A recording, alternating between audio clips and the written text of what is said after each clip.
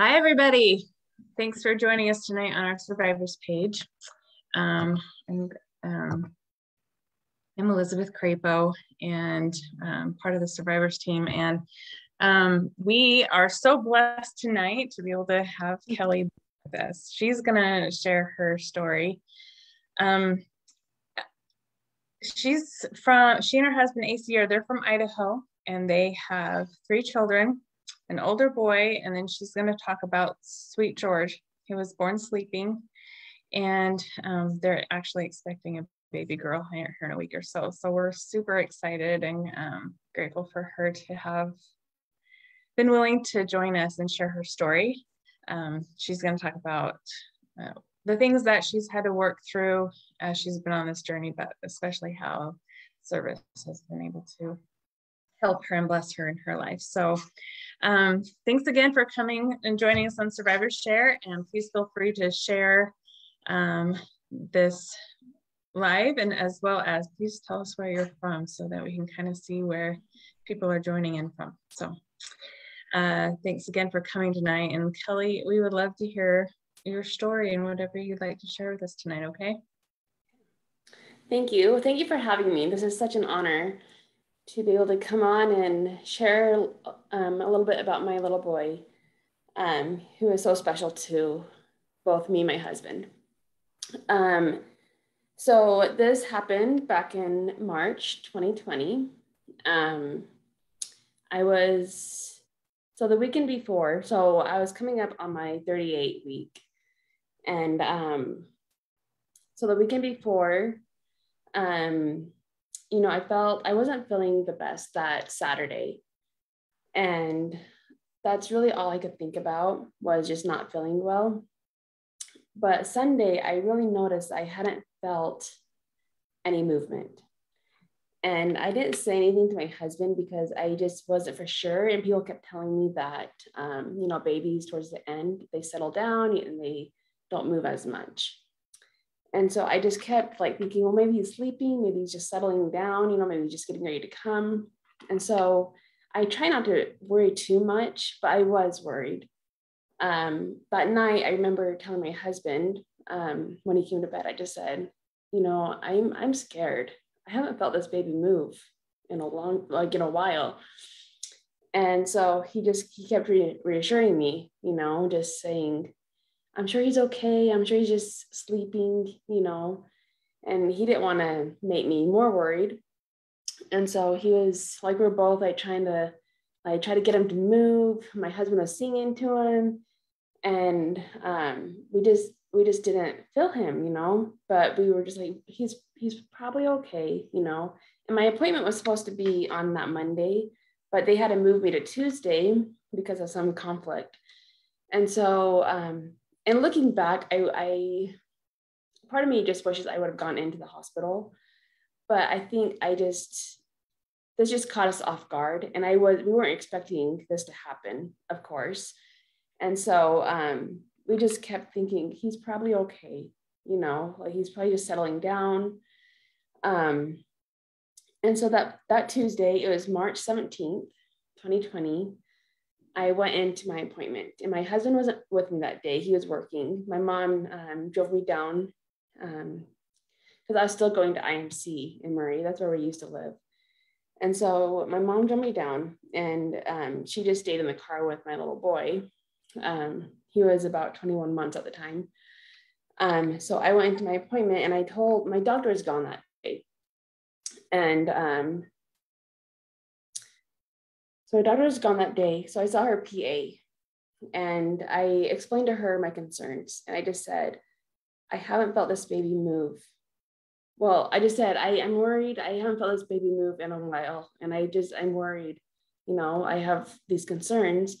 And she's like, oh, I'm sure everything's okay. We'll check for a heartbeat and, make sure that everything's okay. And so, but I think a part of me, I just knew something wasn't right, And so she tried checking for a heartbeat, and it was taking a little bit. And I'd never taken that long before. They've always were able to pick up a heartbeat really quick, And so the longer that it took, the more antsy I got. And I was just thinking, why is it taking so long? Why can they not find a heartbeat, you know? And so the PA, she's like, I'm sure everything's okay. Let me just go get an ultrasound, you know? And so she ran out and got an ultrasound and came back in. And at this point, I'm like already crying because I just felt like, what is going on, you know? I think I just knew something wasn't right. And so they grabbed the ultrasound and she was checking for heartbeat. And I mean, I could see the screen and there wasn't any movement. And she's trying to like reassure me and trying to find a heartbeat. And there's still nothing. And she's like, let me go grab a doctor, you know, let's have a doctor take a look. So she grabbed another doctor that was there. So she came in and she tried looking for a heartbeat. And then it was then that it was confirmed that she just said, I'm so sorry, but there's no heartbeat. And I was 38 and a half weeks. You know, I was just days away from being induced. You know, they were planning on inducing me at about 39 weeks. And so I was just a few days before. The week before, because the last month you go in every week, and the week before, everything was fine. He had a strong heartbeat. We had no reason for concern. And so this just like caught us off guard completely, you know? And so that was really hard. And so they just, you know, I probably sat in the office for probably a good hour, just trying to compose myself. I called my husband in the office, you know, he needed to be the first one to know. And, you know, he was at work and, you know, I think the guys at work knew something wasn't right, but I told my husband, like, don't say anything, you know, because we live in a small town. So I knew that it would get around really fast. And I just needed to be able to come home and talk to my husband and to kind of figure out what we needed to do, the next steps before everyone started finding out. And so it was hard for him because he had to go back to work and pretend like everything was okay, you know? And so that was really hard. So anyways, so I composed myself enough to walk out of the hospital. And I was still like, my eyes are still bloodshot, just very in distress, you know, just, it was like that. It was just so hard. You can only imagine. I was by myself and I saw this girl. She was walking out with me. She got into the elevator with me and she could tell that something was wrong. And she asked me, she said, are you okay? And I just kind of shrugged my shoulders. I couldn't say it. I couldn't say the words. And I couldn't look at her. I couldn't say anything. And so we continued to walk out together. And once we got outside, she asked again, she said, are you okay? And I just kind of like shrugged. And she said, is this your first baby? And I said, no, it's my second. And he has no heartbeat. And she looked at me and she just said, I'm so sorry. My friend just went through this. Can I give you a hug? And so she gave me a hug. And in that moment, being alone, I really needed that hug. And I don't know her name. I don't even know if I could remember what she looks like. But that was a tender mercy. Running into her and having her show me so much compassion and love in that moment when I needed it the most. So that was really tender to me. And I'll always remember her. And I wish I got her name. I wish I had some contact with her so I could thank her. But at the time, I just couldn't think of anything past of what was going on. So we went home that day. You know, we had a lot to discuss. We had a lot to figure out. And the doctor just said, you know, you guys can come in anytime, really. You know, you go home, talk to your husband, and you come in when you feel like you need to. And we can get him here. And so we went home, we talked for a while, we got ready for bed, we had to call the hospital, we had scheduled to be induced the following day. But I ended up going into labor that night and on my own, which was like crazy because I wasn't even dilated at my appointment. And so yeah, so my contractions were just getting closer and closer together. And it was about midnight. And my husband was like, should we go into the hospital? I'm like, I don't know. And then like a little bit later, I was like, maybe we should leave. Like, these are getting really close and painful. And so we ended up leaving Malad. We're from Malad, Idaho. So we left Malad it was almost 1. And we drove to IMC in Murray and got there about 2:30. And he was born at 4:44. So it was just super fast, so crazy. Let's see. So we had him on the 18th of March 2020. And so that day is kind of right when COVID was happening. And like COVID had already like started, but that March, it really just exploded. And that's when everything was shutting down, the schools, everything. And, we were going through our own trauma, but then the world was falling apart at the same time too. So it was just really hard and a lot of unknowns.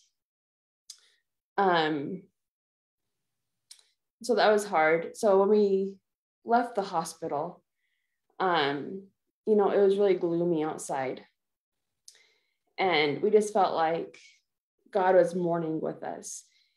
And there was hardly anyone on the road and, the parking lot, because everything had been shut down, everything was closed. And so it just felt like it really felt like the world was ending, and it just felt gloomy. And we just really felt like God was mourning with us. He was sad too. I think it would have been a lot harder. I mean, it's hard leaving the hospital without a baby, but it would have been harder if it was sunny and bright and happy feeling, But we just felt like God was really mourning with us when we were leaving the hospital. We had a lot of support from family and friends. So many people had been messaging us and, giving us their support, which really helped through that time, especially where we couldn't go to church. We couldn't really go anywhere, which was a tender mercy in a way, just because it gave us time to heal and to kind of work through our feelings and our emotions. But at the same time, it was also hard that we couldn't be with other people. We just felt really isolated during that time. So while I was in the hospital, I just want to mention that. So when he was born, George, at my appointment, when I found out that he didn't have a heartbeat, they didn't know what would have caused this. And they talked about maybe doing like an autopsy. But they said sometimes when they're born, it's very obvious of what the cause was. So when he was born, the cord was wrapped around him and it was pretty tight. And my husband said that it was wrapped around him about 4 times. And so he was really tangled in my cord, which is heartbreaking, because I feel like as a mother, you just want to protect your children. You want to do everything that you can to save them, and there's nothing I could have done. So that's really hard. But while I was in the hospital, I was talking to my nurse. My nurse was amazing. I couldn't have gone through this without her. But she came to my room afterwards and she just said, it looked like he had been tangled up for a very long time. And even if he was born, living, he would have had to live on life support the rest of his life, just because he lost so much oxygen to his brain. And so hearing that, I felt like that was a tender mercy, just because it would have been hard to watch him and see him struggle through life and not have the opportunities that his older brother has, so that would have been really hard. And so I feel like that was a tender mercy that, this way he didn't have to struggle through life if that was the case, And I do want to mention that at my 20-week appointment, the big anatomy scan, Everything looked good with George, but they did find a bright spot in his heart. And they just said that it was an indicator for Down syndrome. And they said most babies are born healthy and perfectly fine, but about 5% are born with Down syndrome. And they just say that they see this a lot in Down syndrome babies. And they said, we don't know for sure, you can get a genetic test. And at this time, if we were to have a Down syndrome baby, we would love that baby and we would take care of that baby and treat them like our other children. But we knew that a Down syndrome child would come with all these other challenges. And it's almost heartbreaking in a way, just knowing that they wouldn't get the life that someone else who doesn't have Down syndrome would have. And, so that was really upsetting for me. I just remember feeling angry with God, feeling like, why would he do this? Like, why would he send us this child? Not saying that we wouldn't love that child, but I did feel angry. And I think it was just like raw emotions at the time. But I was really upset and I was concerned. And I just knew if we were going to have a Down syndrome baby, I would want to know, ahead of time. I would want to know for sure so that we can know what to plan on and process it before they're born. And so I decided that we should get the genetic test. And so we ended up getting that. It took about a week to get the results back. And that whole week, I was just like, I couldn't sleep. I was stressed. I kept worrying about it. But the test came back and it was negative. So a huge relief was just dropped from my shoulders, But I remember during that time, I kept praying. And I just kept praying for a healthy baby. And I just, every night, every morning, all day, I would just pray for a healthy baby. Please send us a healthy baby. That's all we want. We just want a healthy baby. And, the test came back negative. So I felt like, okay, we're going to have this healthy baby, But after George was born and he was wrapped around his cord and tangled so much, it was just, he wouldn't have been healthy because he had lost so much oxygen that he wouldn't have lived a normal life. And so knowing that, I feel like God answered my prayer in another way. It wasn't in the way that I wanted, but it was almost a tender mercy because he knew that he wouldn't have been healthy. And I really do feel like God's hand was in this from the very beginning. And, we have to look at it he was just meant to gain a body and that was it, he wasn't meant to live here.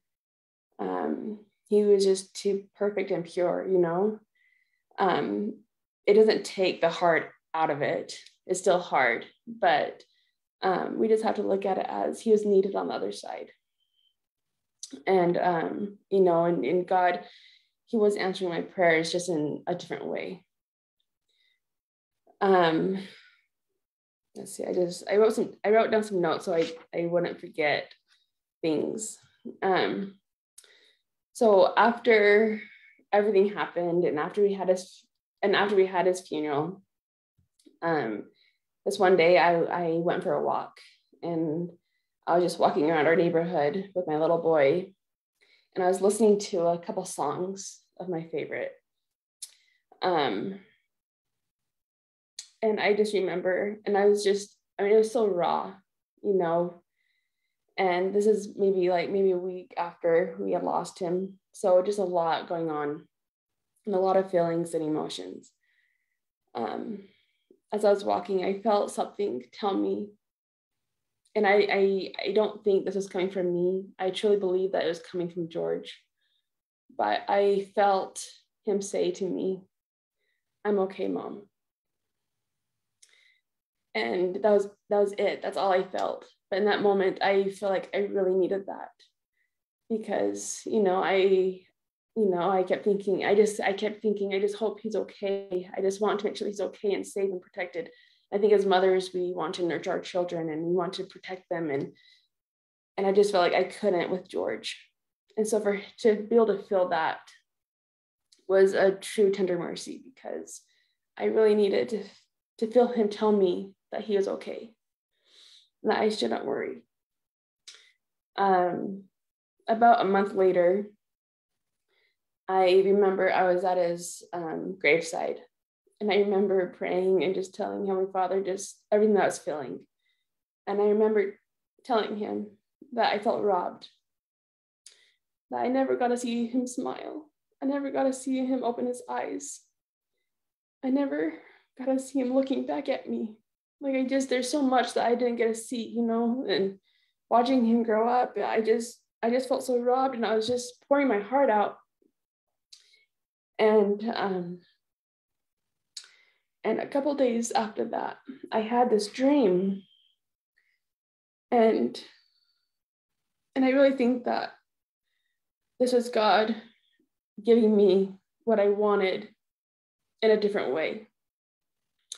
But I had this dream that we were able to take George home. He wasn't living, but we had the hope that a miracle would happen.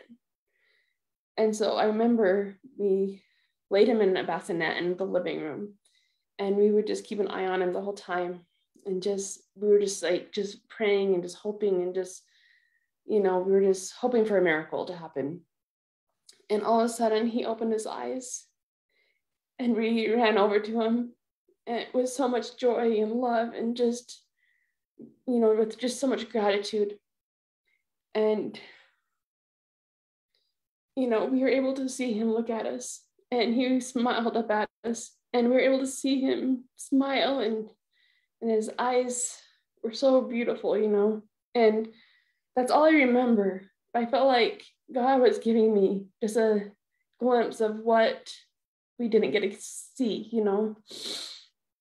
and that to me was really special, to be able to have a dream like that. It was really special. So we were planning on getting a video done, a birth video. We had one with our older son, and so we just knew that we wanted to get another one done with George. And a few weeks before we had George and found out that he didn't have a heartbeat, I was trying to find the perfect song for his video. And I came across this one song, and it's called "I Get to Love You." And it's really beautiful. And I just felt like it was the song. It was George's song that we needed for his video. And I showed it to my husband, and he said, this is a wedding song. This is a birth video song. It's like, it could be for both, I mean, it's just so beautiful, and I just love it so much. And at first he didn't love it, but he got used to the idea. He's like, well, if you really want this song, I guess we can use it, And so when we had George, and my husband, he told me that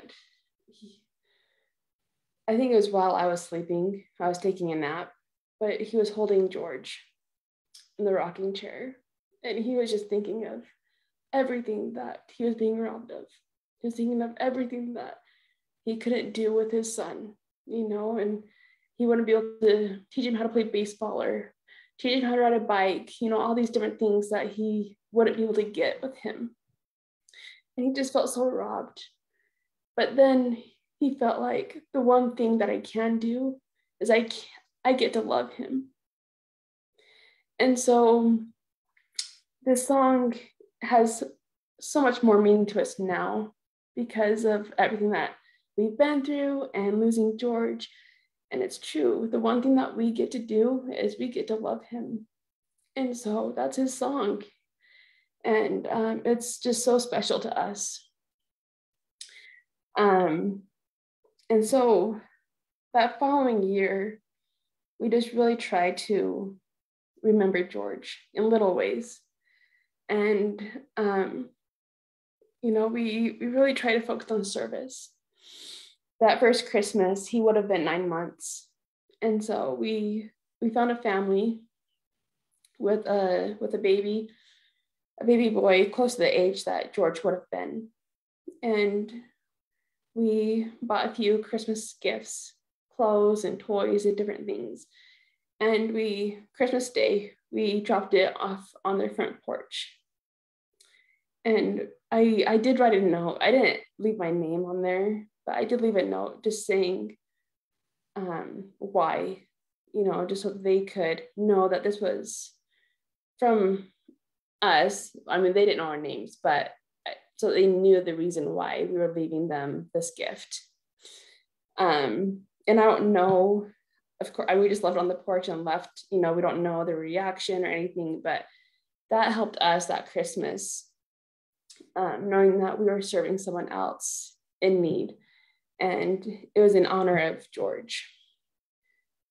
And then his first birthday, so this little girl her dad is from my hometown, and we actually went to school together. He's a couple years older than me, but their oldest daughter was diagnosed with neuroblastoma, stage 4 neuroblastoma cancer.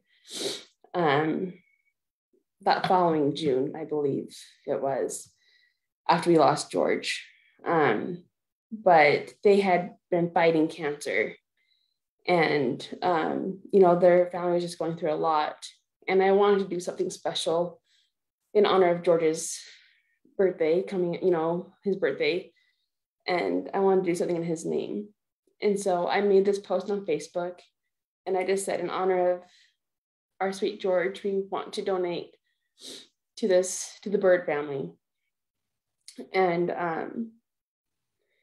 I was just overwhelmed by the response. So many people reached out and Venmo'd me and donated, and it was just incredible. We were able to raise over $2,000 to donate to them. And as people Venmo'd me, I mean, I did say to mention George's name. So everyone was saying, like, happy birthday, George, in heaven, you know, just mentioning him. But we were able to, and it was so special to be able to see his name so much in my Venmo coming in, you know, it was just really special. But then on his birthday, I was able to Venmo the mother of this girl the money that we raised. And it was just so special. And I feel like that really helped us on that first birthday to be able to do something so special for someone else. You know, this last second birthday, we made it more of a family day. You know, we try to make it special for our son. You know, it's kind of interesting because as time has passed and our oldest boy, William, as he's gotten older, you know, we talk about George all the time. He's very much a part of our life, but he's starting to ask questions. And, you know, the other night we were saying prayers, and he's starting to want to say prayers too. You know, he wants to have his turn. We always take turns, but he's been wanting to say it lately. And you know, that night he said, grateful for daddy, grateful for mommy, grateful for George, grateful for Lucy, grateful for me, you know. And it was just so sweet because he was mentioning his brother, and then he's mentioning his sister that's about to come.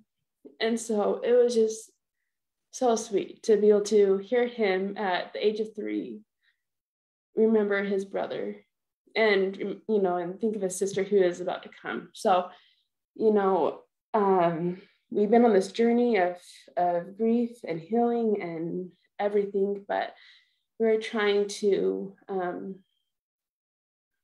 don't think we could ever move past it. You know, it's something that we'll always have to live with.